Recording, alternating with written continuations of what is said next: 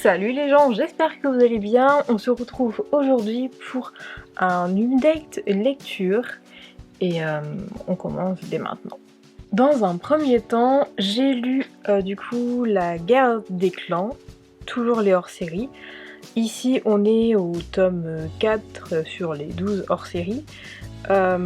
Donc La Promesse de l'élu. Toujours de Erin Hunter aux éditions Pocket Jeunesse. Une citation que j'ai beaucoup aimée, c'est celle-ci. Je n'avais pas compris que je devais sacrifier tous ceux qui m'étaient chers. Donc il s'agit du tome de Étoile Balafré, que l'on connaît assez beaucoup dans les premiers tomes de la guerre des clans. Donc je m'attendais pas à lire un tome sur lui, j'avoue j'avais pas forcément lu le synopsis. J'aime bien laisser la guerre des clans me surprendre et généralement ça fonctionne très bien. Donc voilà. Par contre un chat que j'ai vraiment pas aimé dans un tome, il s'agit de Fleur de Pluie, qui est du coup la mère de Étoile Balafré. Donc pour commencer, je vais vous lire du coup mon avis globalement. Nous suivons donc Petite Tempête, jusqu'à ce qu'il devienne Étoile Balafré, grand chef du clan de la rivière. On le connaît chaton, guerrier, puis chef, avant tout Fleur de Pluie. Si tu n'as plus d'ennemis, sache que c'est parce que je suis morte. Elle a totalement rejeté son fils après l'accident qui lui a cassé la mâchoire. Même lorsqu'il a reçu ses 9 vies, elle n'est pas venue. Et si vous connaissez un petit peu la guerre des clans, lorsque les chefs reçoivent leurs 9 vies au moment où ils deviennent officiellement chefs, il y a un chat, qu'ils aient connu ou non, qui est décédé, qui vont aller le voir pour lui donner une vie.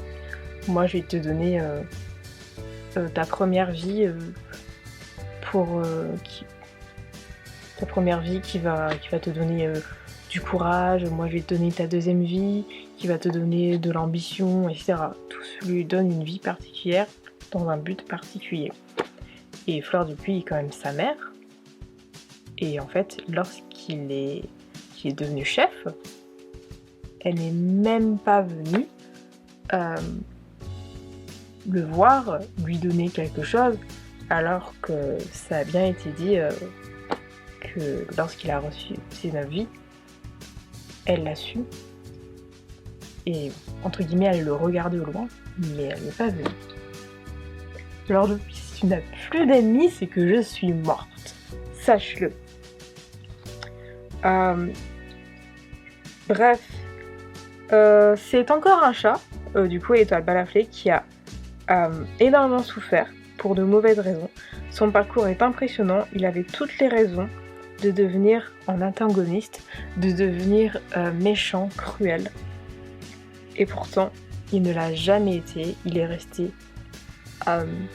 bien dans ses pattes jusqu'à la toute fin. Et tout ce que j'ai à dire, c'est que c'est vraiment un excellent tome. J'ai trop aimé. Le deuxième ouvrage dont je vais vous parler ici, il s'agit donc du 5e tome de Colocataires à leur manière. Donc c'est de Minatsuki et de Futatsuya aux éditions Nobinomi. Petite citation que j'ai pu retenir dans ce court manga. Il paraît que la rencontre avec un humain extraordinaire peut changer un dessin tout au tout. Mon petit avis. C'est un tome avec de nouveaux éléments. Comme Haru, qui nous raconte ici sa vie avant sa rencontre avec son humain. C'était des chapitres bien tristes qui m'ont un peu fait penser à la trilogie Le chat aux 7 vies. Haru était confronté à la faim et à la mort pratiquement tous les jours. Son lien avec son humain se renforce. Elle est si mignonne et me fait beaucoup rire. Vers la fin, un autre chat fait son apparition. Hâte de voir ce que ça va donner par la suite. Et je parle vite fait du chat aux 7 vies. C'était une trilogie que j'ai lue que j'ai terminé début 2025 me semble-t-il. C'était une trilogie destinée à un public adulte parce que notamment il y a des scènes un petit peu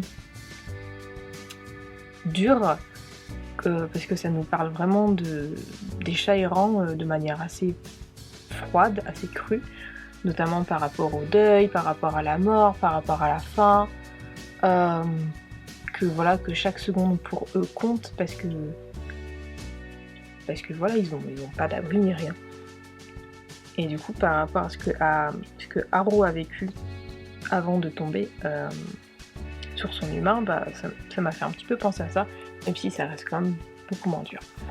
Bref, c'était un super tome. Ensuite, j'ai pu lire le 5e tome de La gameuse et son chat de Wataru Nadatani aux éditions Doki Doki. Alors ici, j'ai pas de citation à proposer parce que j'ai pas pu en lire vraiment de particulière qui m'a forcément marqué. Donc il y aura juste mon avis. Et mon avis, c'est celui-ci. C'est un tome qui nous montre à quoi s'attendre en possédant 2 chats. 2 chats du type partner in crime.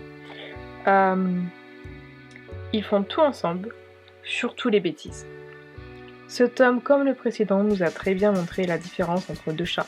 Ici par exemple, Omusbi adore la douche et Soboro en a une très grande peur. En bref, encore un très bon tome. Et en parlant de la douche, ça reste quand même relativement rare que des chats aiment l'eau, mais ça peut arriver qu'il y ait vraiment des chats qui raffolent de l'eau.